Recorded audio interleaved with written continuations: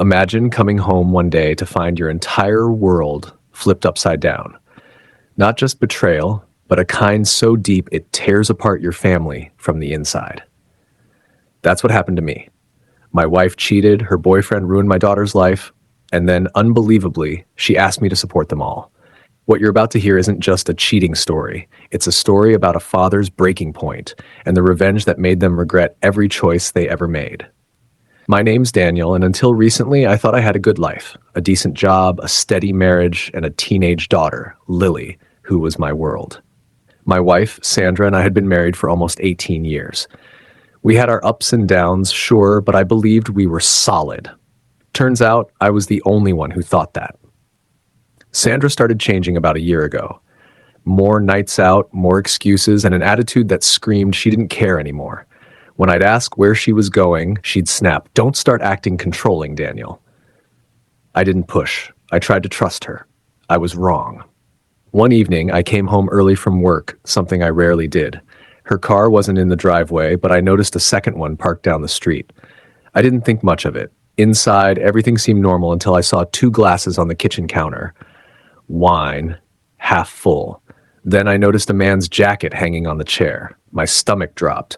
I didn't need proof beyond that. I knew. I left quietly, drove around for hours, and finally parked at a nearby diner just to breathe. That's where my daughter Lily called.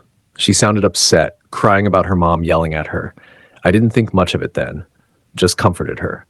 But looking back, that call was the start of something much darker.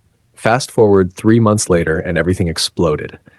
Sandra sat me down one night pretending to be emotional. She said, "Daniel, I made mistakes. I've been seeing someone." I didn't even react. I just said, "I know." But then she said something that made my heart freeze. "It's serious. His name's Mark. And well, Lily and Mark have been spending time together too." At first, I thought she meant like family dinners or outings, but her eyes gave it away. She couldn't look at me.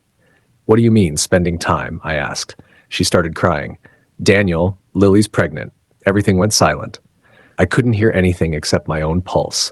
"You're telling me your boyfriend, the man you cheated on me with, got my daughter pregnant?" She nodded, whispering, "It wasn't planned." I stood up so fast the chair fell. I didn't yell. I didn't break anything. I just stared at her and said, "You've destroyed this family." She tried to defend herself. "Mark feels terrible. We both do. But he's willing to take responsibility. We just need your help." I laughed. Actually laughed.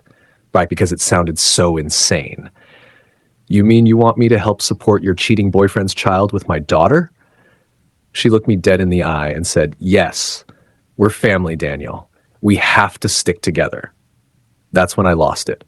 I told her to pack her things and leave. That night, I took Lily to my sister's house. She was scared, crying, ashamed.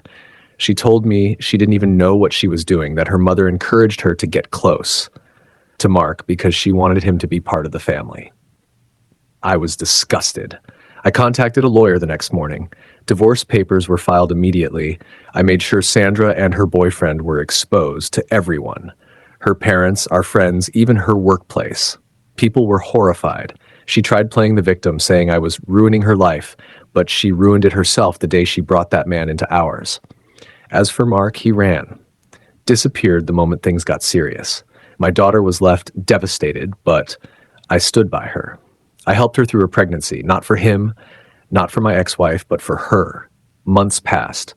Sandra came crawling back, crying about how Mark abandoned her too.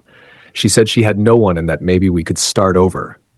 I looked her straight in the eye and said, You burned that bridge the day you chose him over your family." Then I walked away. Now, a year later, my daughter's healthy, raising her baby with my help. She's getting counseling, finishing school, and rebuilding her life. Sandra, she's alone, living in a tiny apartment, constantly posting quotes about forgiveness and moving on. Sometimes revenge isn't about shouting or hurting back.